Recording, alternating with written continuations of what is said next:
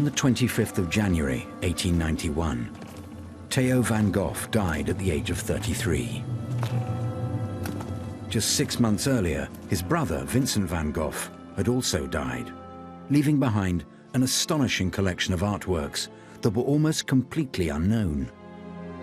With the death of Theo, Vincent's closest confidant and most ardent supporter, the Van Gogh artistic legacy hung in the balance, and the responsibility fell on the shoulders of Johanna Bonger, Theo's widow.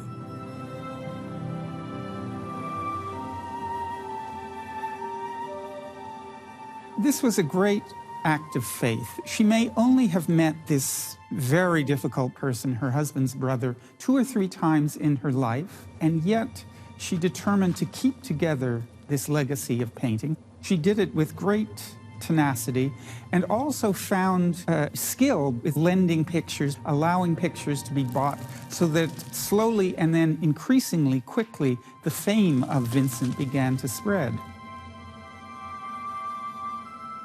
Without Johanna Bonger, Vincent van Gogh may have been completely lost to the world. In the decades that followed, Van Gogh's works have been on a truly remarkable journey. They inspired an entire artistic movement. They fell victim to the trials of World War II. They have been the target of greedy forgers and daring thieves. 22 million. And their value has skyrocketed from the day they first caught the world's attention. The man himself also became a legendary figure thanks to the publication of the letters between Vincent and Theo. And the story is still being told. A long-lost masterpiece by Vincent van Gogh was only revealed in 2013. I think Van Gogh will always have huge commercial value because of the myth of the man. He really is this character that everyone is fascinated by. She sold more than 250 works of art. We are sitting here having this conversation because that's why Van Gogh has grown so famous. She spread him over the world. We have glimpses of his other lost paintings, some of which could still be out there.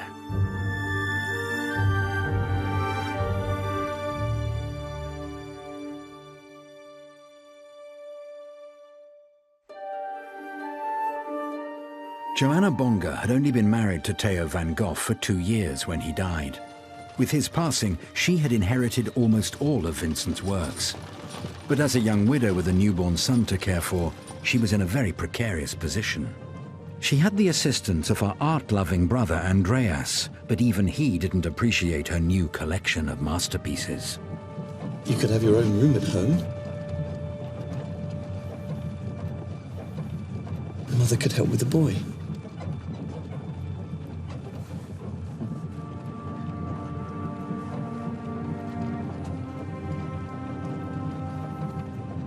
What will you do for money?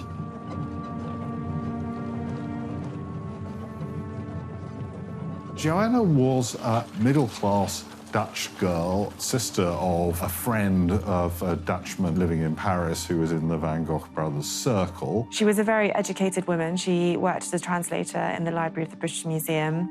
I think it was a mixture of sort of Dutch steeliness and Victorian sentimentality. She doesn't seem to have been tremendously interested in art before she was pulled into this circle of avant-garde art.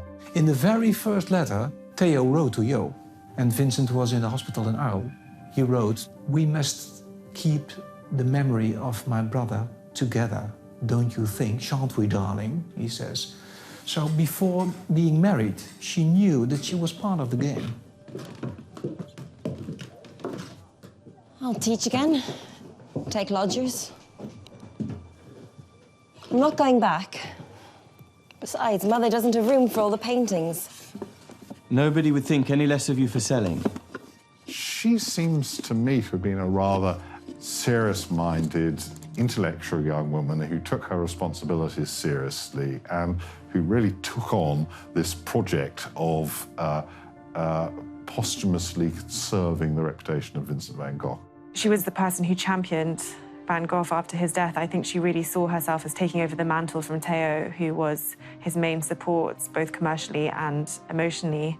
And she knew how important it was to him to really launch the career of Vincent. Why don't we try to find a buyer for you here? I could ask in my office if you'd like. The insurance brokers. Well, it wouldn't be much, obviously. No. They don't approve of bohemian art, do they? Well, it's better than nothing. Johanna Bonger's brother Andreas, who had known Vincent van Gogh, would eventually assist in Joanna's quest. But at one point, it's believed he proposed a horrifying solution to his sister's storage problem. You know, they may not be painters, Joe, but they're perfectly decent people. It isn't boring to work hard or provide for oneself. Not everybody's brother is so easy to take advantage of. Well, it's said that Andreas Bonger wanted to destroy the paintings after Vincent's death. It does seem strange afterwards, and it does seem slightly out of character. So it may have been something he did, or he thought of at one point very quickly. There still weren't very many sales, there still wasn't very much of a reputation, so it would have been an entirely rational thing to do, not to hang on to all this junk. I'm sorry. Theo loved Vincent. I know. He was happy to help. And Vincent did work hard. He made himself sick. He worked so hard. I'm sorry. She was fiercely protective of his art. She really saw herself as carrying on Theo's legacy, making sure that Vincent became known and got what he deserved, really, as an artist. She apparently decided that what she ought to do is devote herself to as becoming a sort of curator of this collection. I'd like you to leave. But I only want what's best for you and the boy. You won't get a better price in Amsterdam. Get out!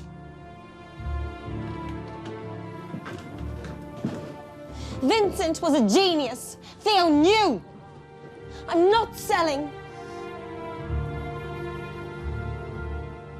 But how did Johanna Bonger become a curator for an almost unknown artist? Her discovery of the letters written between the brothers would prove key in telling the lost story of Vincent van Gogh's life, as would his reputation amongst other avant-garde artists who also struggled for recognition of their work.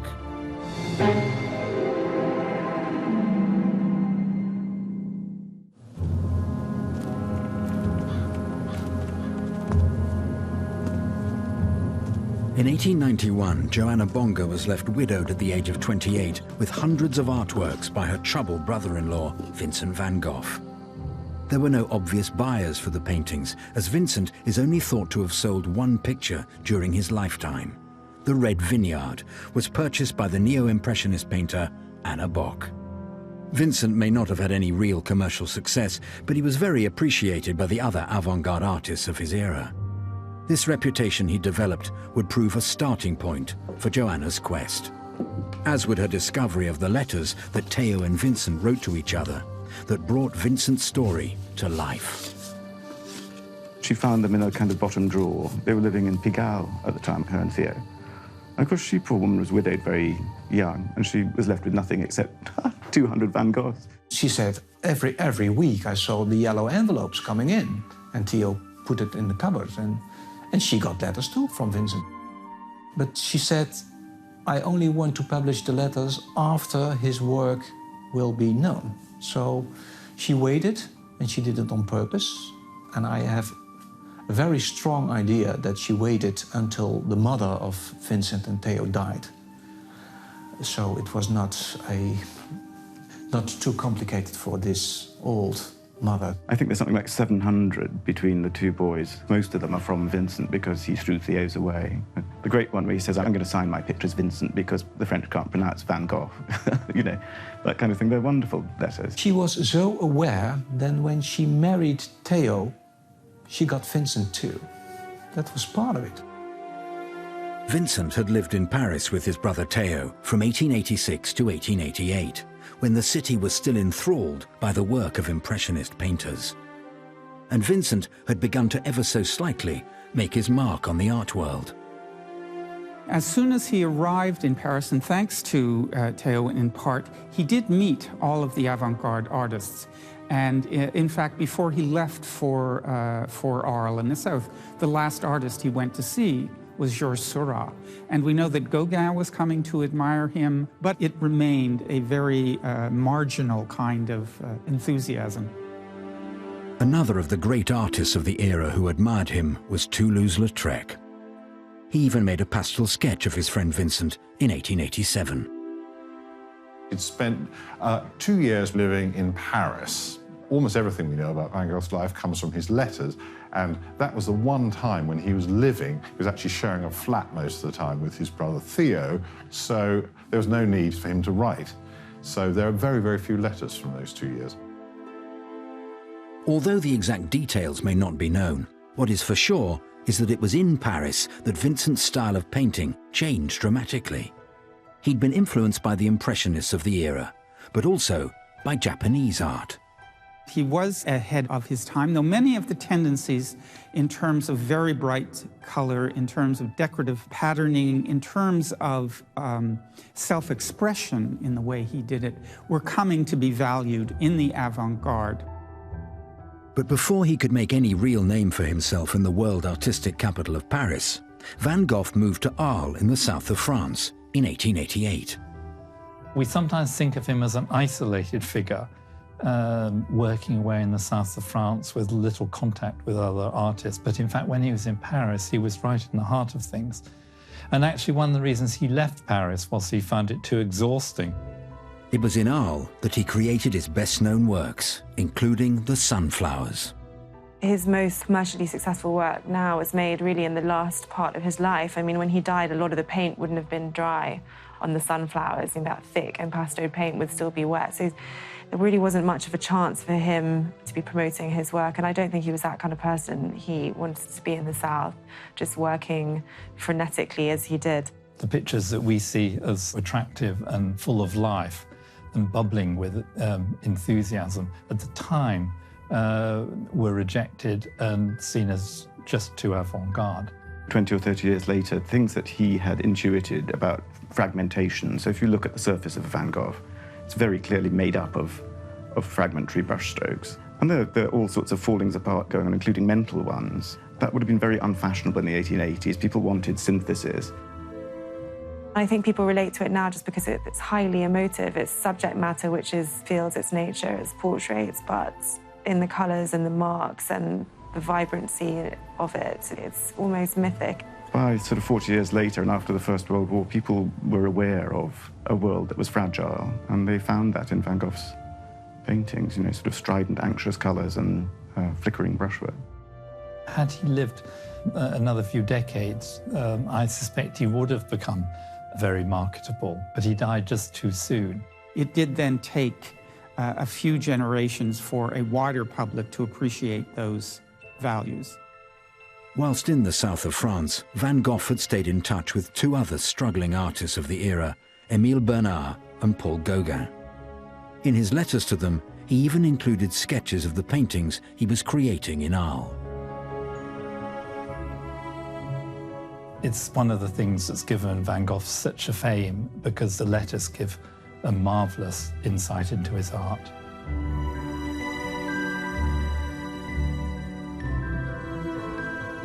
Van Gogh, Gauguin and Bernard had also remained in contact by painting self-portraits and sending them to each other, with the other member of the trio in the background.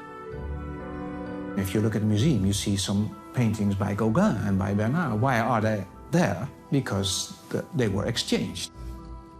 As he had done for most of his adult life, Van Gogh wrote many letters to Theo during his time in Arles. My dear Theo, many thanks for the canvas you sent. Now we can join battle once more.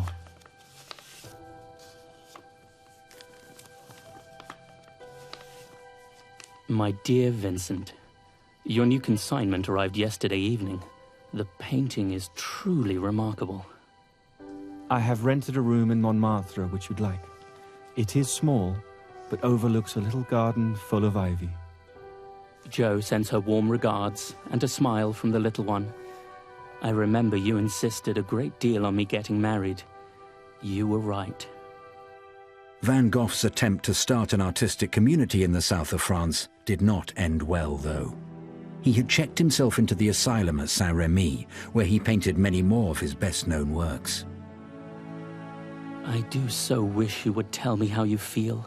Nothing is more distressing than uncertainty. I don't say that my work is good, but rather it is the least bad that I can do. Every day I wish for your speedy recovery. There was one very important moment when Vincent sliced part of his ear and had to go to the hospital in Arles. And then there's a letter of Mother Van Gogh to Theo, and she says, "How beautiful, 2 heads on 1 cushion." So it means that in the hospital, the 2 brothers were on the same bed and talked things over, just like they did when they were very young. And I think that's a very moving moment in realizing how close this relation was. All your kindness to me, dear brother. I've felt it more than ever today. Don't bother your head about me or about us, old chap. I am beginning to consider madness an illness like any other, and we all must accept the illnesses of our time. Do not despair. Sooner or later, we each have our share. Better days will come. Write to me, dear brother. Ever yours, your loving Vincent. Your loving Theo. Vincent van Gogh would eventually return to Paris in 1890, where Theo and Joanna had recently had a son, also called Vincent. Vincent and Joanna's relationship was vestigial as far as actual person-to-person meeting is concerned. She saw him when he arrived in Paris in May 1890, and there was another visit to Auvers while Vincent was living in a little village north of Paris. She says, "I thought I would meet a boy that was very struck by all these diseases, but he was well-formed and he was at broad shoulders. I was surprised that he was so alive and so well aware of his position." And then they visited him in Auvers-sur-Oise, 30 kilometers north of Paris. And they had a good time that day, and they had lunch together, and he played with the little Vincent. Everything else Joanna found out about Vincent, she would either have heard from Theo, learnt from reading the letters, or learnt after Vincent's death, which makes it all the more remarkable that she devoted most of the rest of her life to Vincent's reputation and achievements as an artist. Vincent would not last long in Auvers-sur-Oise. He continued painting right until the very end, though, making some of his most experimental works, including a piece called Tree Roots, which is believed by some to be his last ever painting. He would die on July the 29th, 1890, of a gunshot wound. She had a little feeling of guilt after Vincent died, and she said, "But we didn't say anything wrong, did we?" "No, we did," Theo said. "It was not our fault. It was in his head, and we did not cause it." Theo van Gogh would also be dead within 6 months. It must have been incredibly stressful for Theo, being his benefactor, making sure that he was funded, also being his pretty much sole confidant to all of the highs and lows of Vincent's work and mental state. Of course he was heartbroken, and he had lots of grief, and it was very hard for him, and he was sad, and he was everything. But still, he had a second stage of syphilis too. No doubt the emotional shock of losing his brother, who he'd been so close to, must have also exacerbated his condition.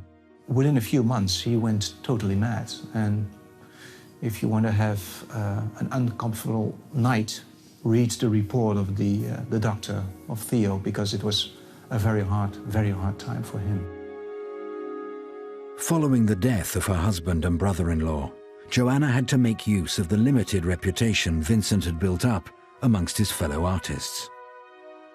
Following the death of Theo and Vincent, Johanna really rallied to make sure that his art became known, and her house became a sort of hub for people interested in Van Gogh, and she really pushed him. It didn't take her long. Soon, Claude Monet came to see Van Gogh's works and announced his surprise that a man who loved flowers and light so much could have been so unhappy. Another giant of the time, Camille Pissarro, also showed his appreciation, declaring that Vincent's flowers look like people. There were some young artists, and they helped her with the first exhibitions here in Amsterdam in 1892, and she did it very well. She did essentially, I think, three things. She published the letters bit by bit. She lent pictures to international exhibitions, of which there were a sequence so that people saw Van Gogh's work, and a certain amount of it was sold. These early sales were made to some of the most influential and wealthy people of the era. The major galleries would quickly follow behind them in trying to purchase works. And it's during this time that many of the mysteries of what happened to Van Gogh's paintings started to form. Some items would sadly be lost forever. Some are still missing, and one has been sitting unappreciated in an attic for decades.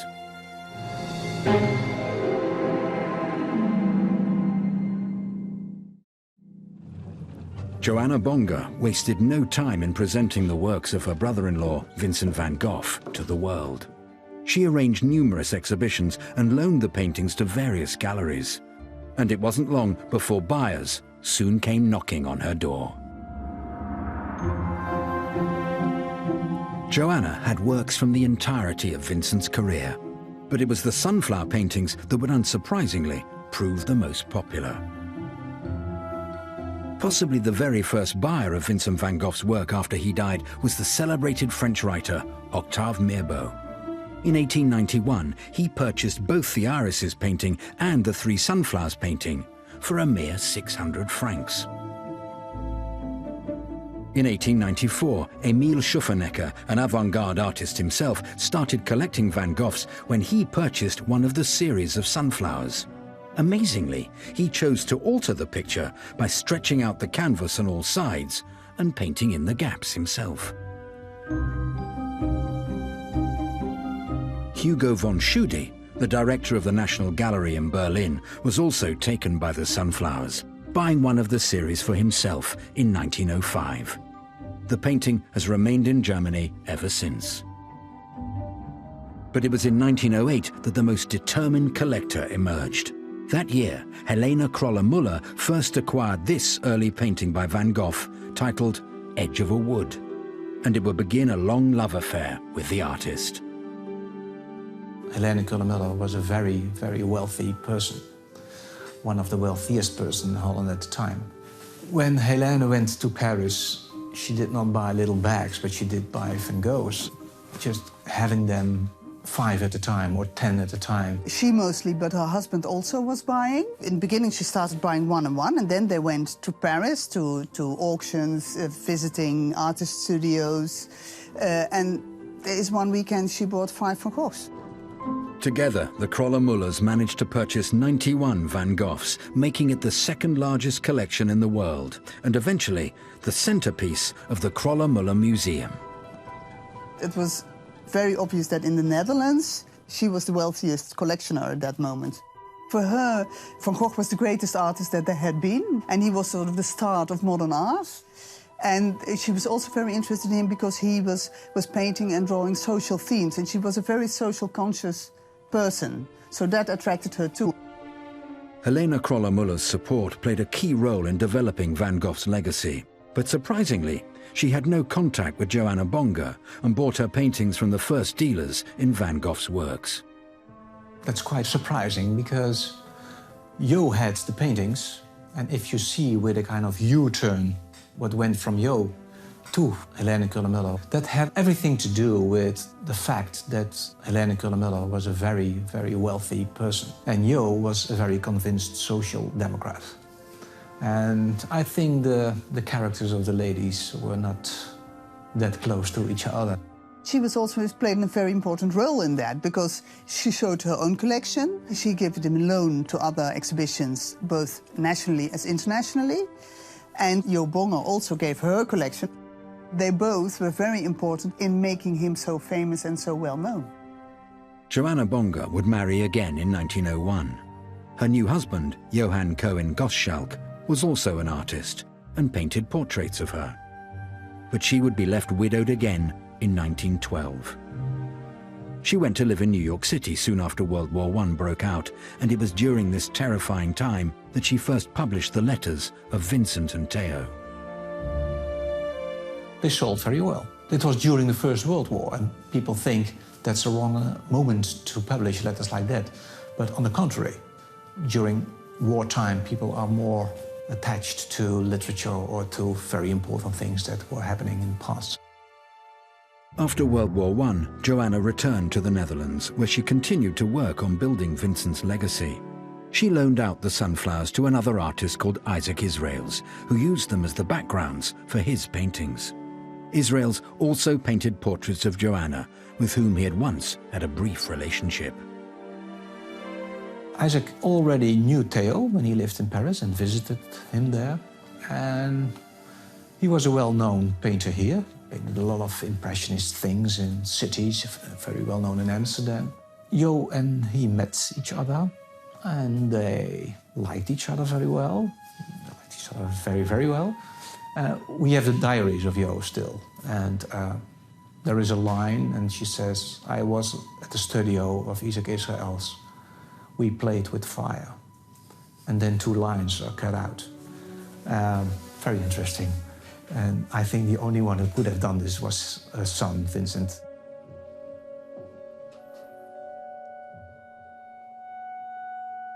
The series of sunflowers paintings had become Van Gogh's most recognized work, thanks to Joanna's efforts. In 1924, Jim Eade, the curator of the National Gallery in London, made it his mission to purchase one of the sunflowers. But it wouldn't be easy to convince Joanna to part with her personal favorite. Would you care for some tea? Yes. He had begun to paint sunflowers in Paris. Already, Paul Gauguin had told him this was a great subject for him, had told him that these were marvelous. He repeatedly said how tremendous he thought the sunflower paintings were and tried to get Van Gogh to give him one of them as well. So Vincent and Gauguin both thought that these were important pictures. We know from a quote from Vincent van Gogh that he really saw the sunflower as his own symbol. There's something about them that grabs people. I mean, the colour of the yellow on yellow is a dramatic and interesting way of presenting it. It's so become an iconic that one just associates sunflowers, almost the flowers, with Van Gogh. To paint a picture which was effectively all in modulations of one colour would have seemed tremendously radical, or indeed, to some relatively avant-garde artists who saw it early on, completely insane. I cannot express how honoured we would be. The sunflowers truly is a masterpiece. We acquired this in 1924 when we received money from Samuel Courtauld, the industrialist, specifically to buy modern paintings for the National Gallery. And right then, Van Gogh was right at the top of the list of modern artists whom we wanted to represent here. It was very keen to buy a Van Gogh and really wanted the sunflowers, and they pleaded with the Johanna to sell the sunflowers to the National Gallery. We would take the greatest of care.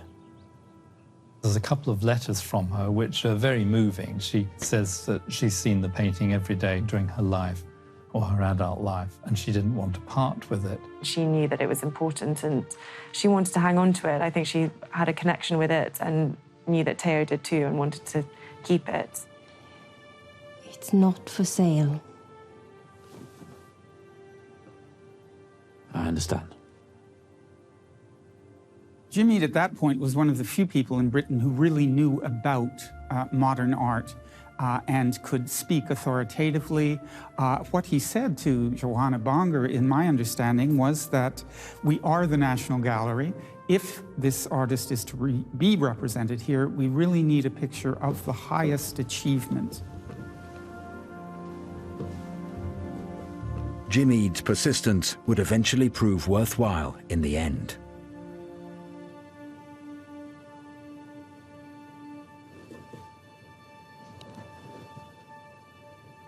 A few days later, she sent another letter to the director of the National Gallery saying that she would reluctantly sell it for the sake of Vincent's glory, because she wanted him to be represented in such an important gallery. Dear Mr. Ede, I have tried to harden my heart against your appeal. I have looked on that picture every day for 30 years.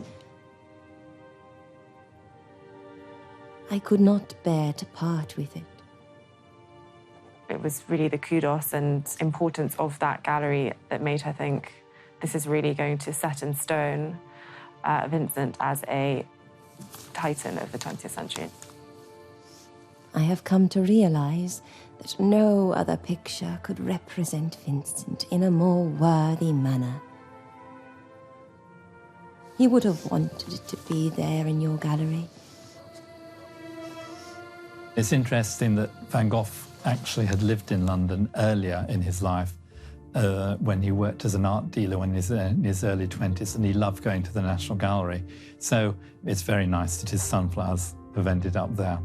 She also would have known that he was a great admirer of certain aspects of British art and British literature, the moralizing side of it, that art was about something, that it taught you things. It is a sacrifice I must make for his glory. With Van Gogh's work now in the National Gallery, Joanna's mission could be declared a complete success, as Vincent had been accepted as a truly great artist. She would die just a year after the painting was sold. But what of the huge number of Van Goghs that Joanna still had in her possession? They would eventually become the very foundation of the Van Gogh Museum in Amsterdam when it opened in 1973. But in the intervening decades, many works by Vincent had gone missing due to the chaos of World War II and a collection of mysterious owners and devious forgers. The struggle to get them all back continues.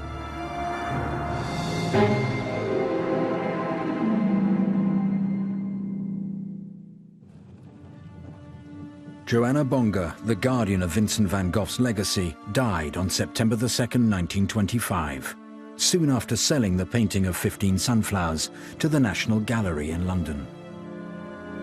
Before she passed away, though, Van Gogh had already inspired a whole new generation of artists, especially in Germany. It truly was Germany that first embraced him as a great artist, and if we look at the art that emerged in Germany in the decades following, it is as if they'd been waiting for someone who would show them how to paint with this intense expressivity and with this extraordinary sense of color. Van Gogh had in fact been so lauded in Germany that fakes of the artist first started to emerge here. The major incident was in the 1920s when a Berlin gallery owner, Otto Wacker, faked dozens of Van Gogh paintings, which were initially accepted by the experts, and then they realized they were wrong, and he was found guilty. And since then, there has been a continual problem of faking. A number of Van Goghs have been de-attributed, even those which belong to museums. So it continues to be highly controversial. The fear of fakes continues to the present day. One of the sunflowers paintings once owned by Emil Schuffernecker was sold for a record £22.5 million in 1987. It was known that the picture had been extended around the edges, but some at the time claimed that the whole painting was a copy done by Schuffernecker. However, this claim was later confirmed to be untrue. The problem of fakery has also dogged another work by Vincent van Gogh for nearly its entire existence. But in 2013, the Van Gogh Museum was able to present a newly rediscovered painting for the first time in many decades. The Sunset and Montmajour. It is a great pleasure for us to present to you this morning a new work by Vincent van Gogh. That painting was one of the paintings that was owned by Theo van Gogh and passed into the hands of Johanna, and it was first sold in 1901, and then it went through a period until 1908 where we don't know the provenance. And then it went into the collection of a Norwegian businessman. Quite soon after he bought it, he was told it was a fake, so he just put it up in his attic, and there it stayed with his family. And then about 20 years ago, it was sent to the Van Gogh Museum to ask whether it might be authentic, and at that point it was rejected, and the museum said it was not right. And then in 2011, research was launched again, and they looked at the paint technique, the type of paint, really under the microscope. They used a letter from July 1888, when it was painted, from Vincent to Theo, which described a very similar scene of this abbey painted from the scrubland below. There were two key points. One was it had a number chalked on the back, which turned out to be an inventory number from Andreas Bonger, so we could link it up with an 1890 inventory. And the other thing which was surprising, was missed by the Van Gogh Museum the first time, is that it shows the castle of Montmajour in the south of France, which had a very unusual tower, and that helped to identify it. There is a kind of rule in art history that when a picture disappears off the beaten track, when it goes to a place like Norway, where it's not seen by a lot of people, then it becomes, the assumption arises, oh, it can't be right, and it falls out of favor. The discovery of this new work gives us hope that other missing Van Goghs may be found one day. Many of them vanished during World War II. There are probably roughly 10 Van Gogh paintings which disappeared during the Second World War. There were a few that were probably burnt and destroyed, including a very important self-portrait. There were some that were looted or stolen and have not turned up.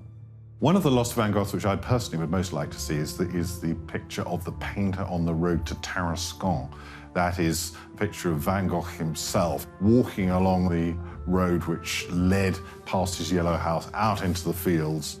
This one disappeared during the Second World War. It was probably destroyed in a fire. The chances, unfortunately, are rather small that it survived. There are others which one day we may see again. There's an important flower still alive, which was stolen during the wars, has not turned up. I mean, it might one day, who knows. There is an extraordinary photograph of Hermann Goering sort of caressing in a creepy way this very important late Van Gogh from the Auvers period called A Tree with Ivy, a painting which possibly Goering then appropriated, as a lot of pictures in Paris were disappearing into collections of prominent Nazi officials. It seems Goering had a taste for contemporary art as well as Renaissance art and Baroque art, but if he did, it didn't remain with the main collection of Goering's work, which was then recovered. Maybe it's in a bank vault somewhere still, one can hope. There are a tantalizing number of lost Van Goghs, which it would be wonderful to see again, and also destroyed Van Goghs. Amongst the latter, one of the most poignant is the sunflower painting. This one was bought by a Japanese collector in 1920. It was actually the first Van Gogh to go to Japan, which is interesting. It was in a private collection and was destroyed on the 6th of August, 1945, the very same day as the first atomic bomb was dropped on Hiroshima. So this was on a separate bombing raid in Tokyo itself. It's a very interesting coincidence. It tells us a lot about the different ways he was thinking about sunflowers at that moment, because it doesn't resemble our picture at all. So clearly he was working out a lot of possibilities in his mind. We had a rather poor photographic reproduction of the painting, but what I found was a very early 1920s colour reproduction in a portfolio published in Japan, which had not been known about to Van Gogh specialists. And this had much more natural colours, so it gave us an idea of what the picture looks like. And even more interestingly, this reproduction has an orange frame around the painting, an orange strip of wood. And if you look at Van Gogh's letters, he describes how he wanted to present the blue sunflowers against an orange frame. So for the first time, we can see how Van Gogh wanted to present the picture. Some of the others which have disappeared, one might entertain hopes that one day they will reappear. While the search for lost Van Goghs continues, the story of Vincent's life has become world famous. After the publication of the letters, the writer Irving Stone released the wildly successful novel Lust for Life in 1934, which told the story of Vincent van Gogh's many hardships. What do you know about pain? It would be made into a film starring Kirk Douglas 20 years later.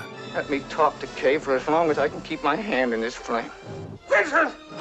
The movie captured what had become one of the most legendary times in Van Gogh's life, when he was staying in Arles with Paul Gauguin, another artist who was largely unappreciated during his lifetime. I've dug ditches in the stinking heat of the tropics. I worked in the docks and weather so cold my hands froze to the ropes. And I can tell you there's nothing noble or beautiful about it. I did it so I could go on painting. I didn't have a brother to support me. There was already a sort of bit of a myth of the man around Gauguin. He had been a stockbroker and he left his wife, and he was really sort of a character within those circles. And Vincent, I think, really looked up to him, saw him as this pioneer of an emotive form of art full of synesthesia and using paint to conjure different ways of thinking and the senses. He was just on the edge of having a breakdown when Gauguin arrived. Gauguin actually mentions this in his own letter to Theo. And then Van Gogh actually gets better for a couple of months. I think he paints something like 25 pictures in 5 months, and he's just painting and painting and painting. Not necessarily the happiest period in his entire life. The idyll that they both envisaged of working in this wonderful artistic commune never came to fruition. It was a disaster. The reason we know so much about the life and work of the unknown Vincent van Gogh is thanks to the tireless efforts of Johanna Bonger. The epic battles with Paul Gauguin down in Arles, his tortured mental state, the mutilation of his own ear, and of course, the devoted relationship between the artist and his brother Theo. All of these elements are part of the legend of Vincent van Gogh. So why has Joanna's story largely been forgotten? Well, I suppose Joanna's contribution comes from a lot of people's points of view after the story's ended. After the brothers Van Gogh died, her role becomes very important. I guess in the public eye, people are really interested in Vincent, and to some extent they're interested in Theo.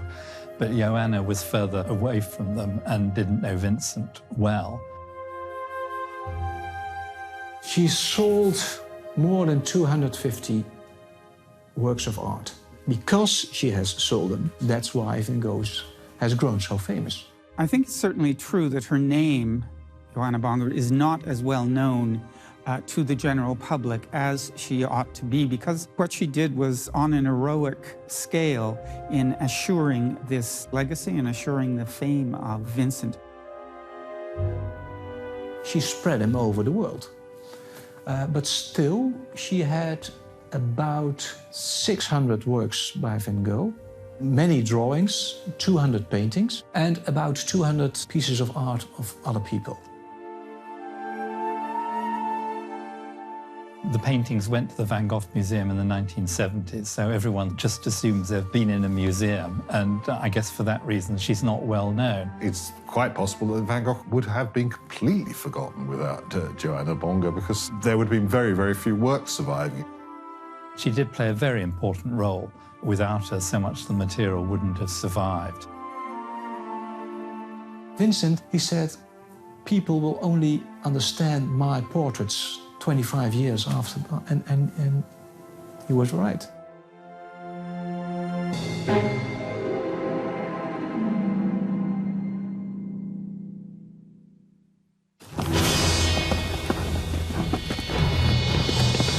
The Nazis carried out the greatest plundering of treasures in human history. Precious works were seized from within Germany soon after they came to power. Then, during World War II, they would ransack countless pieces of art from the European countries they had conquered. Hitler and Goebbels had almost a hit list of everywhere they wanted to go, all the works they wanted to pillage. It was the biggest looting in the history of art. Colossal. It just drains the imagination to think and to read about the scale of it. But the tide of the war turned, and the Allies now had the upper hand. And as the Nazis made their retreat, it became the task of the Monuments Men to recover all that they had stolen. This was a group of people who'd worked in museums or who were art historians. Experts in their field who were charged with going across Europe and finding missing works, cataloguing them and returning them back to the original owners. Their mission took them down the deepest of mines and up the highest of castles, the far-flung locations where the Nazis had stored their looted treasures. Many masterpieces were rescued at the last moment, and Herculean efforts were made to save as much as possible from the relentless bombing campaigns. They were very successful, even though there are tens of thousands of items that can't be traced. They all put great efforts into trying to save as much art as possible and did an enormous job in a relatively short period of time. Not everything was returned, and the hunt continues for the last remaining lost treasures of World War II.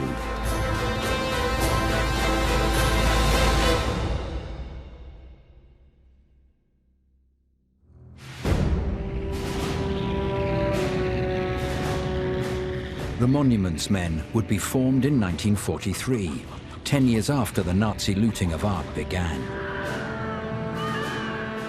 In 1933, Hitler had been elected Chancellor of Germany. From 1933 onwards, there were many forced sales by Jewish families where the argument is they had very little choice. They either needed the money to flee the country, or if they hadn't sold the item at the price specified, they would have been sent to concentration camps or in some other way taken advantage of. A brutal form of compulsory purchase. If negotiation didn't work, the mailed fist, the threat was there, and it was used, particularly with Jewish collectors and dealers. They just moved across Europe, taking from Jewish families, from cultural institutions, from churches. During the Nuremberg trials, which followed the end of World War II, these art crimes were part of the charges brought up against the high-ranking Nazi officials who were still alive. The confiscation of Jewish homes was carried out as follows. So-called confiscation officials went from house to house in order to collect information as to abandoned Jewish homes. They drew up inventories of those homes and subsequently sealed them. It came up in the questioning, in the interrogation. It wasn't a principal indictment against them. It wasn't what was going to hang them, let's put it as crudely as that, because they were being tried for crimes against humanity, planning aggressive war and all that. The planned aggressive war would begin in 1939, when Hitler ordered the invasion of Poland, which marked the beginning of World War II. The invading forces would decimate Polish cities and plunder many of the country's national treasures.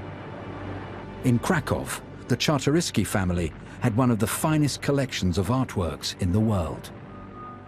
The Czartoryskis were one of the great aristocratic families of Poland, and 3 of their important paintings were seized. There was a Leonardo, a Raphael, and a Rembrandt. Izabela Czartoryska is my 6 times great-grandmother.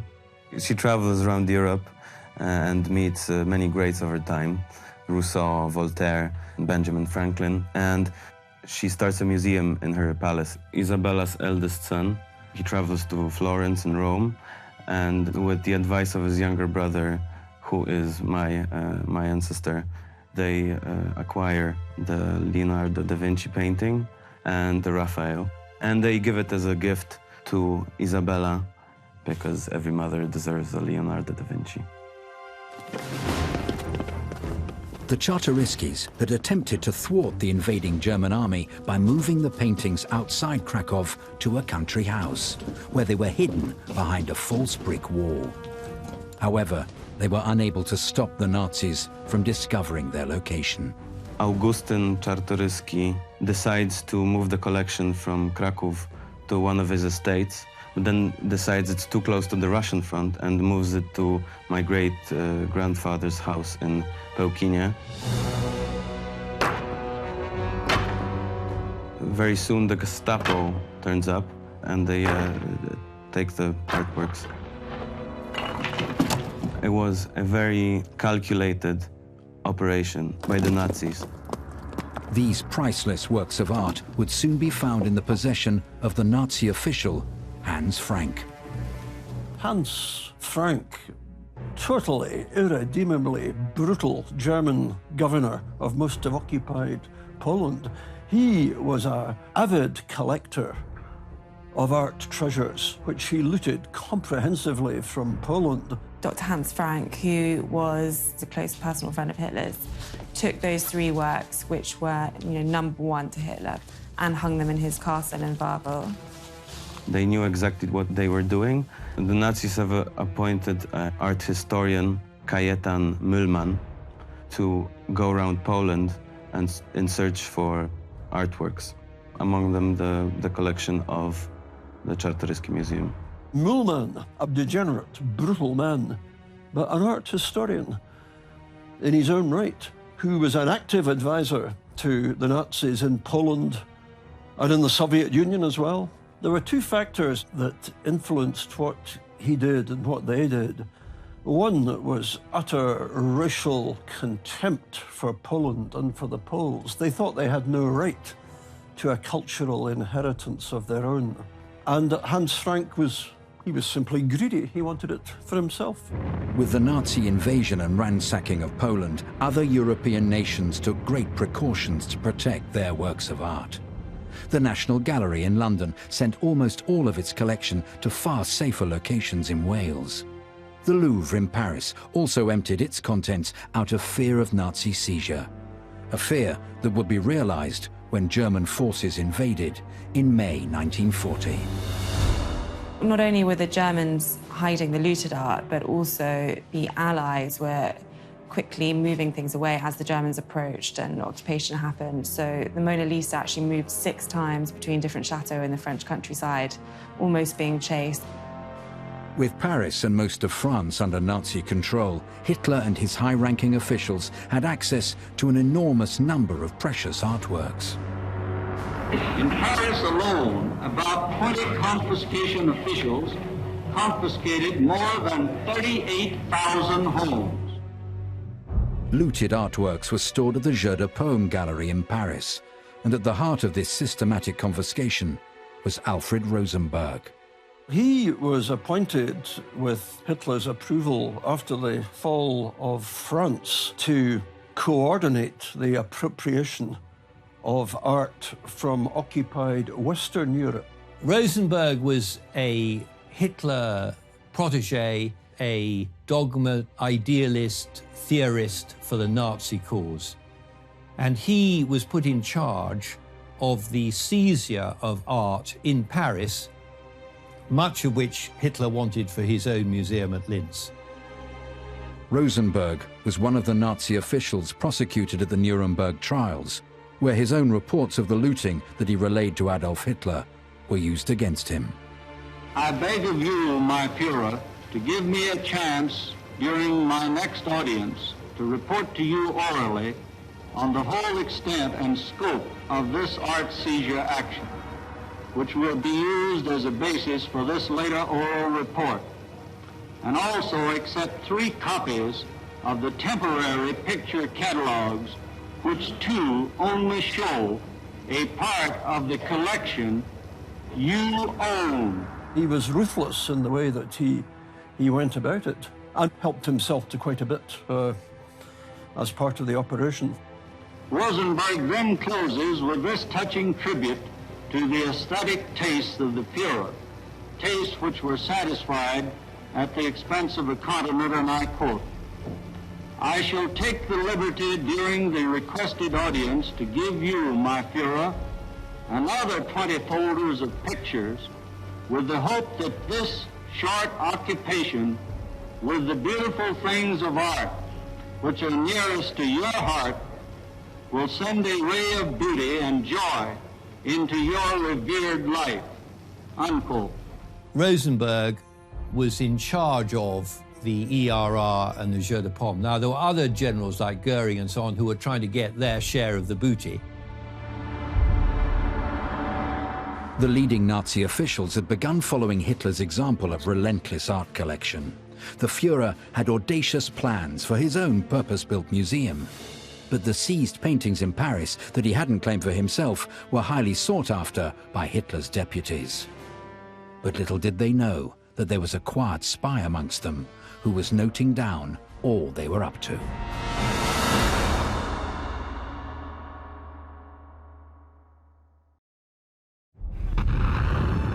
At the start of World War II, the Nazis had looted extensively across the European countries they'd invaded. But many of the greatest works were kept in the Jeu de Paume gallery in Paris. Hermann Goering would be a regular visitor there, and he would help himself to many seized artworks for his own personal collection. Some of the Nazi leaders became important art collectors, and that was partly because they had the opportunity, they had the power, so they could seize artworks. It's interesting that Goering, who was such an important Nazi figure, became a very major collector and acquired many, many hundreds of works. His image of himself was of some kind of Renaissance man, a man of culture and of taste. And in fact, I think his interest in art was genuine in its own way. In some cases, he actually acquired works which were officially regarded as degenerate, which is interesting, which shows the contradictions in the Nazi system.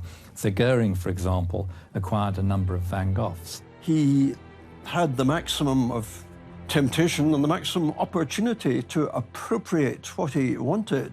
Some of them he acquired just in order to sell and make money from, and then he bought more conventional works, but he did also keep some for himself. And what is extraordinary is the frequency of these visits. Supposedly he was Hitler's deputy, Reichsmarshal, in command of the Luftwaffe, but these commitments appeared to be no impediment to the time that he found to make these trips to France. But secretly, it was at the Jeu de Paume gallery that the work of the Monuments Men, or really, the Monuments Men and Women, began. There was a very brave woman, Rose Valland, who was the curator in the Jeu de Paume, which is next door to the Louvre, and which was the collecting point which the Germans used in Paris to bring together what they were taking from Jewish families and other museums before shipping it to Germany. She basically pretended to be a collaborator with the Germans. She spoke fluent German but didn't let them know, and noted where all the big shipments out of the museum, where all the masterpieces were going to, and flagged it to the Allies. She was in a position to be able to register and record everything that was being sent to Germany and to work out where it was going. The records that Rose Valland kept would prove key in the recovery efforts. And she would soon get vital assistance when the United States officially joined the war effort, and the Monuments, Fine Arts and Archive program was launched. With confidence in our armed forces, with the unbounding determination of our people, we will gain the inevitable triumph, so help us God. Roosevelt signed a decree in 1943 to actually put together a team of individuals who had the requisite expertise.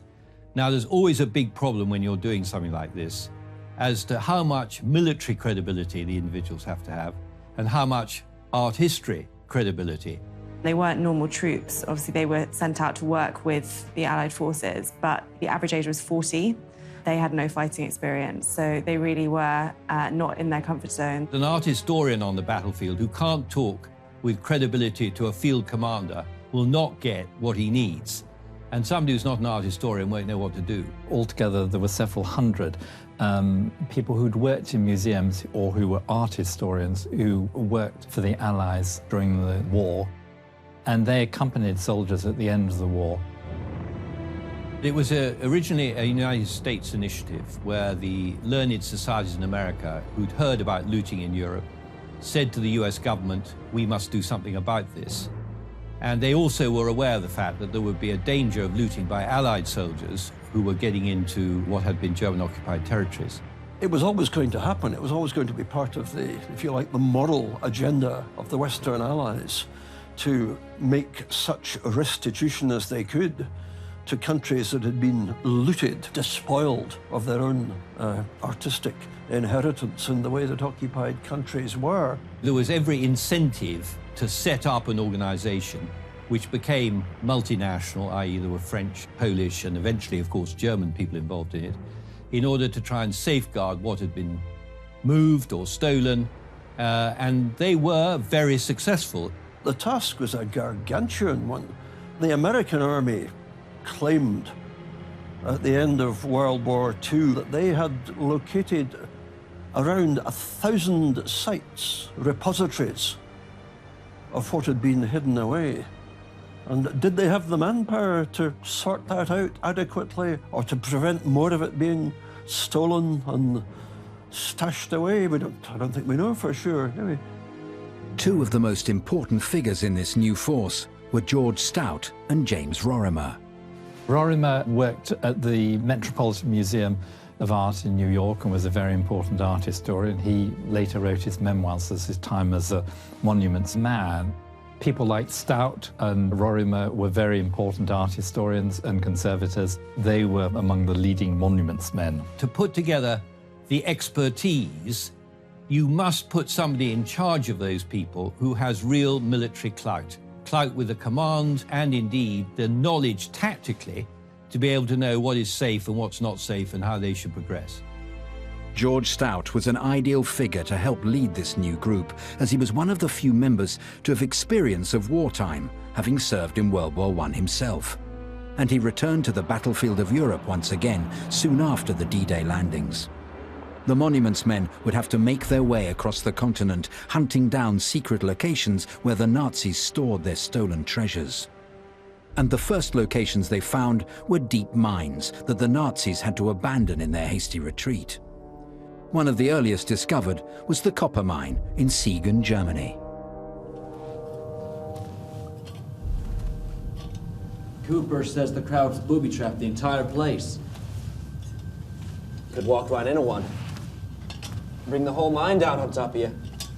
Not true, sir? You found any booby traps? I'm not looking for booby traps. No, sir.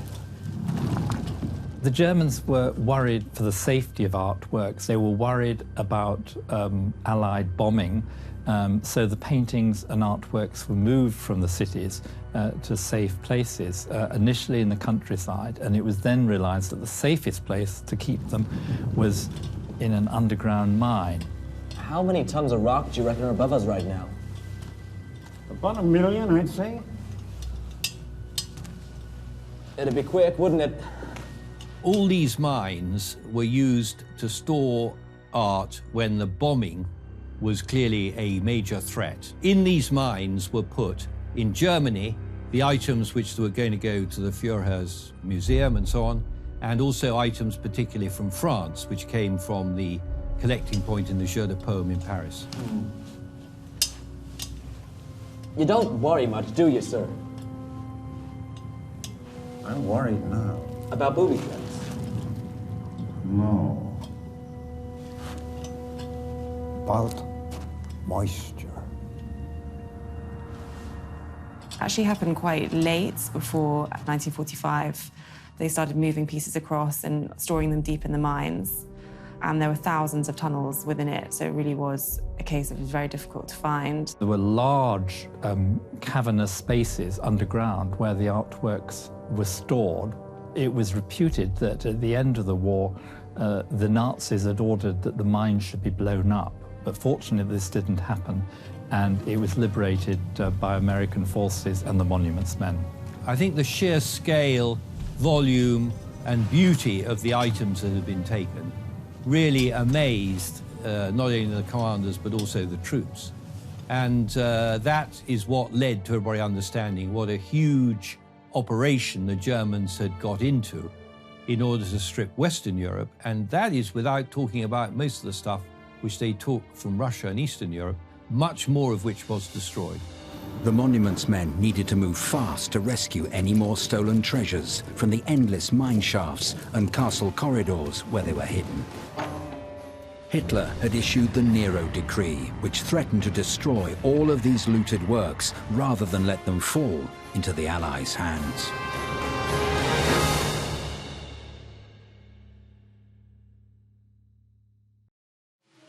On May the 26th, 1944, General Eisenhower gave an order to the Allied forces to protect and respect important historical monuments whenever possible in the battles that lay ahead. The job of the monuments men was to ensure that this order was carried out. On June the 6th, 1944, the D-Day landings at Normandy were put into action under Operation Overlord. The monuments men made their way across the Channel soon after and started to search for the artworks stolen by the Nazis. They knew they had to act fast when on March the 19th, 1945, Hitler issued the Nero Decree from his bunker in Berlin, which ordered for all works to be destroyed rather than let them fall into Allied hands. But the monuments men would have a stroke of luck when on April the 2nd, they uncovered the German mine at Siegen, which held works by the likes of Rembrandt and Van Gogh. Just a few days later, they would make an even larger discovery at a salt mine in Merkers. Here, they found crates of artworks, which included The Winter Garden by Manet. General Eisenhower would visit the mine to see the stolen art for himself, along with his fellow generals, Omar Bradley and George S. Patton. They were able to witness for themselves the vast amount of gold that had been found at Merkers.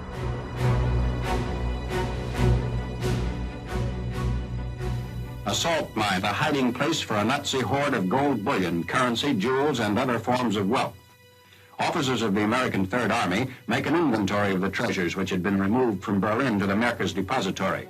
The almost 200 tons of gold is reported to be virtually the entire remaining bullion reserve of the Reichsbank. A ton of fine gold represents about $1 million. The Merkers hiding place was uncovered by our troops early in April.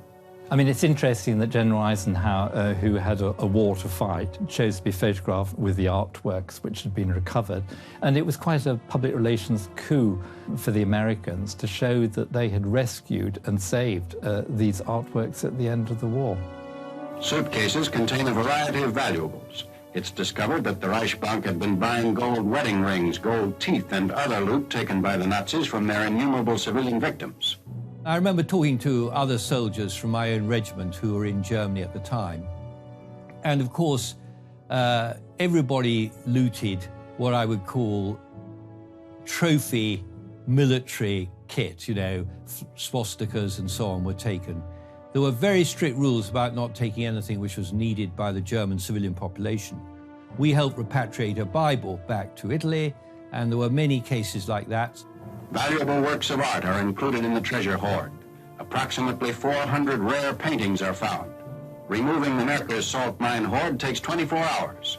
More than 60 trucks are required to transport it to a central point for storage, pending an Allied decision as to its disposition.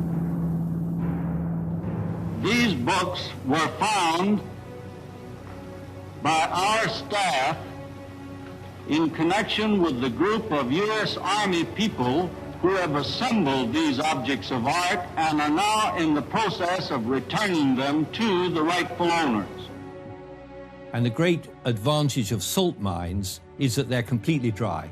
Because they're hygroscopic, you can store things there and they won't degenerate. Naturally, it had perfect conditions, perfect temperature, perfect humidity, and they just started stockpiling all of the masterpieces that they had plundered from across Europe. The Merkers salt mine was a truly remarkable discovery. But the monuments men would soon unearth an even bigger one thanks to the work of Rose Valland back in Paris. Her meticulous records had allowed James Rorimer to track down an astonishing collection of artworks held at Neuschwanstein Castle. Harry! Harry, come on! Joining him in his discovery was Private Harry Ettlinger, a German Jew who'd escaped to America before the war and was now returning to his homeland as part of the US Army.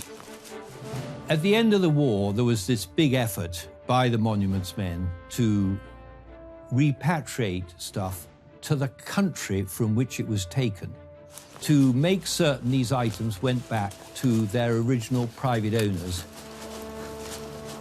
Neuschwanstein is this fairy tale castle at the foothill of the Alps in Germany, and it was used as a repository or safe place for paintings from the Munich collection, a fantastic gallery. And it's also, more importantly, actually, the destination for art looted from Jews in France.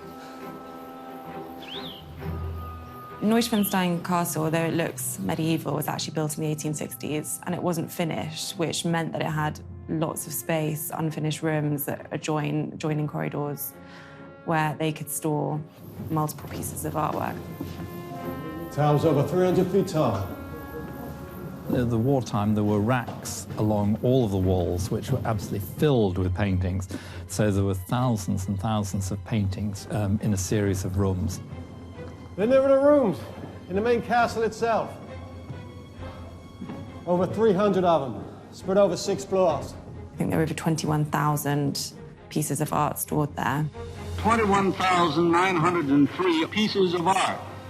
These included 5,281 paintings, 684 miniatures, books and manuscripts.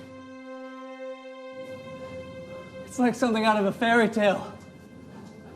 Other rooms with decorative art, with sculpture, jewellery, miniatures, medieval works of art. So they also found there some leather-bound books, cards, references of all the works that were on the list to be looted.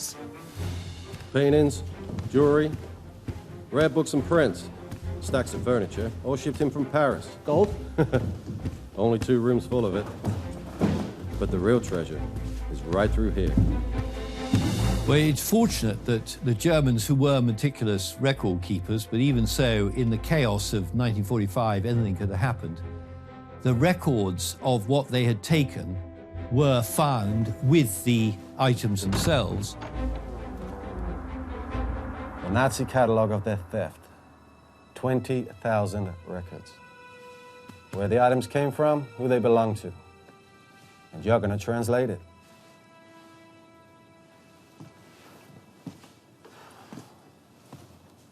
There were filing cabinets full of the cards showing from whom these pictures had originally been taken, which collecting points they'd gone through, and where they were destined for. So that, for the Monuments men, would have enabled them to make restitution of these items back to their owners relatively easily. At the same time as the enormous collection at Neuschwanstein Castle was being discovered, yet another stolen art hall was reclaimed, when Hermann Goering was eventually captured. Prize thief among the high Nazis was Hermann Goering, who looted museums and private collections in all parts of Europe. Much was hidden in caves, and advancing troops captured fully laden freight cars, ready to move much of the collection to safer places for Hermann. When the American army caught up with Hermann Goering's collection down at a small place called Untersee near Berchtesgaden, it had been transported down there with the aid of German military transport and military manpower. What they found occupied 40 rooms of a Luftwaffe building. It was a Luftwaffe rest home, which Goering had appropriated for his own use. Apparently he was shifting it, attempting to, both by road and by rail, and apart from what the Americans, the 101st Airborne Division, who were operating in South Germany, tracked down to the Luftwaffe building, there was a lot more that was shifted by rail, and I think the Americans intercepted quite a lot of that as well. Goering's ill-gotten loot is no longer his to admire. The collection goes on display for GIs before an Allied commission attempts to return everything to the proper owners. I call your attention again that each of the pictures you've just seen is merely representative of a large number of similar items illustrated in the 39-volume catalog, which is in itself only partially complete. The stolen art collections of the top Nazi officials were gradually being reclaimed. But the biggest treasure trove of all, that which Hitler had set aside for his own personal museum, was still to be recovered by the monuments men in Austria. But the search continues to this day for all the lost treasures that slipped through the net.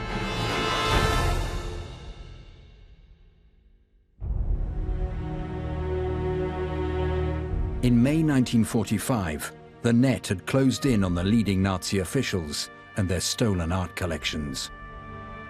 Hermann Goering had been brought into custody by the Allies, along with his enormous haul of artworks.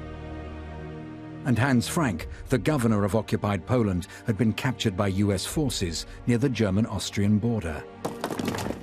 He had an extensive collection of looted paintings, including the famous Czartoryski collection, which featured The Lady with an Ermine by Leonardo da Vinci, The Landscape with Good Samaritan by Rembrandt, and The Portrait of a Young Man by Raphael. Both Goering and Frank would eventually be tried at Nuremberg. At the end of the war, in 1944, when they were evacuating Poland with the Russian invasion from the east, Dr. Frank took the Leonardo and probably the others back to his own private residence in the south of Germany. Frank took the pictures to his country house, and two of them were later recovered, the Rembrandt and the Leonardo. The Raphael is still missing, and it's possibly the most important artwork that was looted and lost during the war.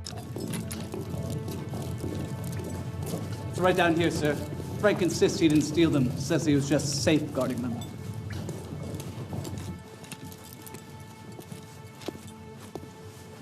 We found it just lying here on the floor. Have a look. The Leonardo, it's a very important portrait, and it had a boot print on it, and it's lucky it didn't suffer more damage. A boot, sir. Yes. Whoever was in here earlier sure got out in a hurry.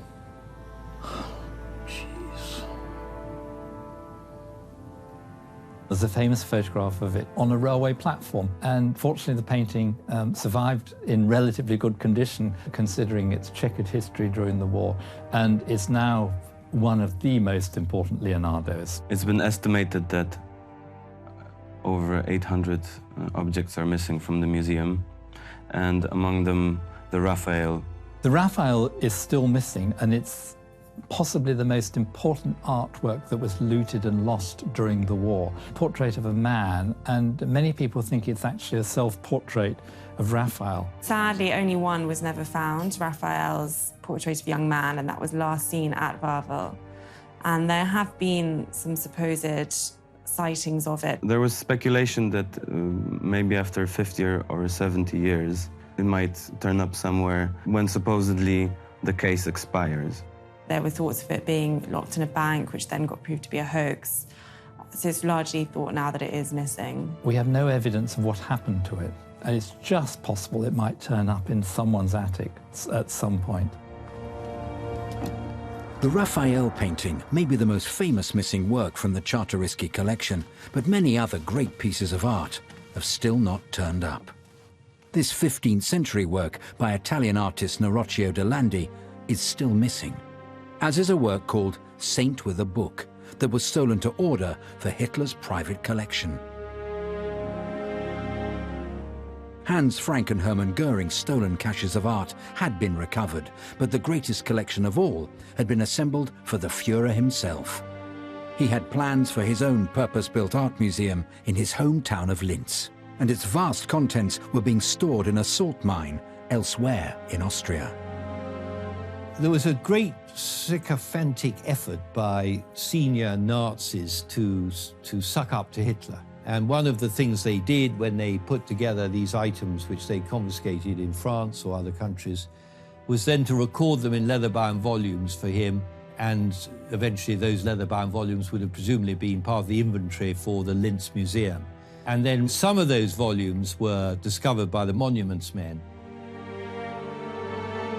By early 1945, Hitler was dead and Germany had surrendered, which meant that the monuments men were now racing against the invading Soviet Union to get to Hitler's vast collection. Getting to the sites where the monuments men guessed there would be valuable stuff that could be found, I don't think that could ever be a military priority, of course.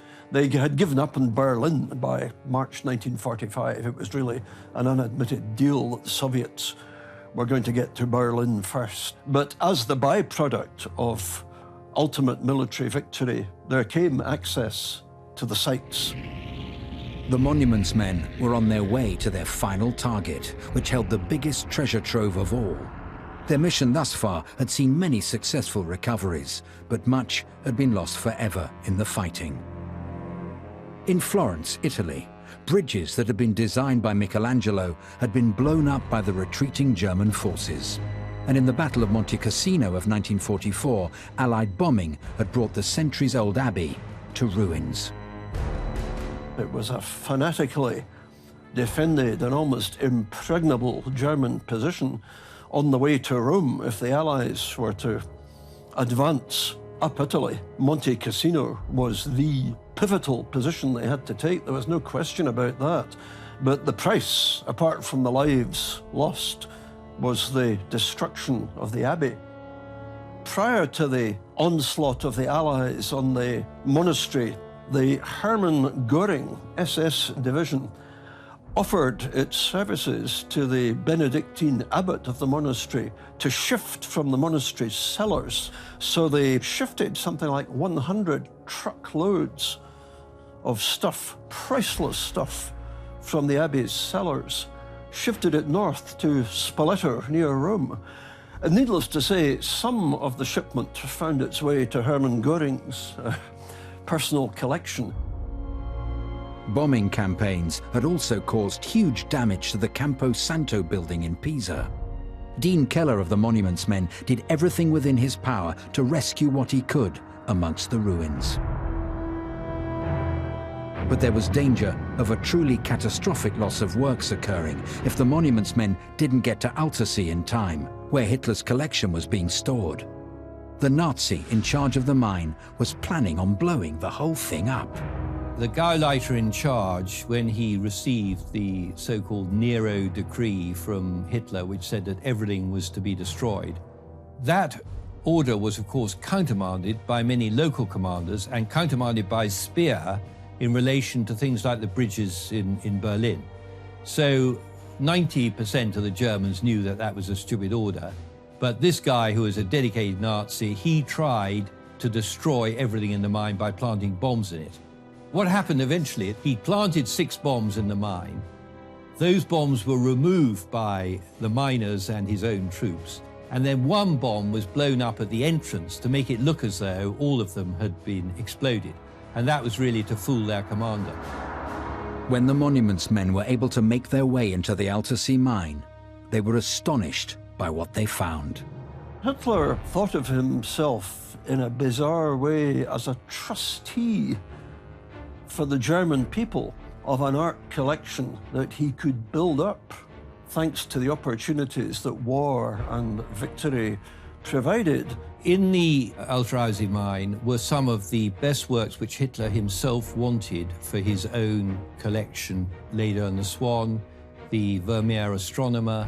There were some of the really best possible pictures which were stored there. Among the paintings which were destined for the museum, there were a couple of Vermeers. There was one from the Czernin collection in Vienna and another from the Rothschilds family in Paris. Hitler didn't luxuriate in his own collection in the way that Göring did. A lot of what Hitler collected was kept stored, carefully documented and photographed. Hitler, of course, entertained the fantasy of an art museum at Linz, close to where he was born, in Upper Austria.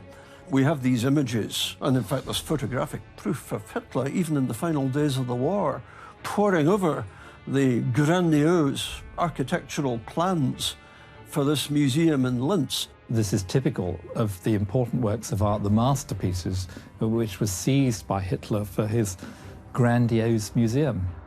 It was the biggest concentration of art probably ever assembled in the world, I should think. Astonishing episode, because there was so much there. And it was perfect because of temperatures, and it was well thought out from the Germans' point of view. And it was an extraordinary treasure trove. Well, the Ghent altarpiece was there. The Ghent altarpiece from the Cathedral of St. Bavo has had a very checkered history in that it was being seized during wartime on a number of occasions. There's some descriptions of them finding the altarpiece and coming across these works. They had no crates, they didn't have proper equipment, so really they were finding these works which we now know as sort of the forefront of the history of art, but we're covering them in jackets, gas masks to transport them. The Michelangelo Madonna of Bruges was also there. Extraordinary. Michelangelo's Madonna at the church in Bruges is very important, one of the greatest Renaissance sculptures. And during the war, that was seized by the Germans. That was taken by German soldiers when they were retreating in 1944. They were taken actually in a Red Cross truck, so in breach of every Geneva Convention as well as in breach of the Hague Convention, as it were. Hitler's vision of a post-war future was of everything that he'd acquired going down to Linz. Göring, in a curious way, vied with Hitler. There was rivalry between them. But in a strange way, both of them were thinking ahead to the future of a Reich that was going to last for 1,000 years, and they had obligations to Aryan people to let them see this stuff. They knew what they were looking for. I think it's easy to think of just a few key places like Altersee, but actually I think there was over 1,500 locations found by the American Army in Germany alone, let alone all across Europe. So there were these sort of safe houses of artworks. There could still be more out there. In fact, just a couple of years ago, a painting by the Polish artist Alexander Gorimski, which had been looted in World War II, turned up at an auction in Hamburg. It was returned to its original home of Warsaw, and its discovery indicates that other missing artworks could also be found someday. The estimates, the figures, conflict fairly wildly, don't they, about the total that was stolen. Virtually all of the items which are missing are on our database, and we are looking for them all the time. Now, they may have been sitting in an attic for 80 years now, and when they're discovered, nobody knows what they are. So it's necessary to have our searching procedure, searching 300,000 or 400,000 items a year in order to find those items that have not yet been returned. But one thing's for certain. If it hadn't been for the Monuments Men, so much of Europe's history and greatest achievements would have been lost forever.